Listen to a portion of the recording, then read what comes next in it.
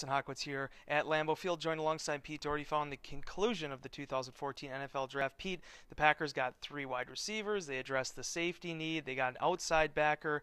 What did you think about the haul, all things considered, for the Packers and what they took away from this draft? What jumps out is they filled the need at safety, which was one of the 2 huge needs. They went really heavy at receiver tight end with 3 receivers and a tight end. That's unexpected. And they didn't draft an inside linebacker. Those were the things that jumped out.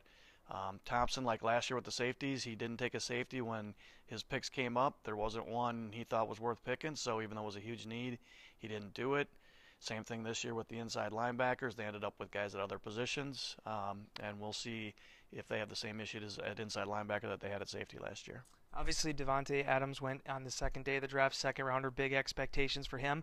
But Jared Abbrederis from Watoma actually fell into the lap for the first time in, I believe, now 13 years. The Packers have drafted a Badger out of college. What do you think about his makeup, and what are his chances with the Packers? You know, 5th round, so the chances are pretty decent. You know, his best chance to get on the field early will be as a return guy, punt and kick returner. He did a lot of that his first couple of years. The thing the Packers liked about him was he produced when he became a starter against all of the Big Ten corners. There was 2 drafted in the first round this year. I know he had a really good game against Ohio State's Roby.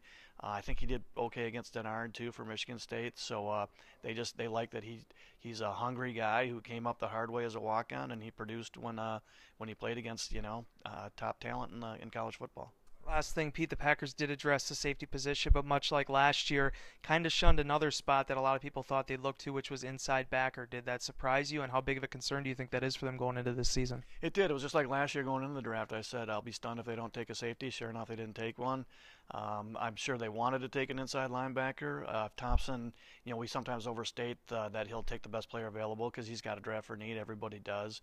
But the one thing it looks like he won't do, or he hasn't done the last 2 years, is go for a guy at a position. If he doesn't have the guy rated to take there, he won't take it. And if that means going the whole draft without drafting at that position, he won't do it. And he didn't see enough of a need to trade around to make sure he got one. All right, stay tuned to PackersNews.com for more updates leading up to next week's rookie orientation. Until next time, we'll see you later.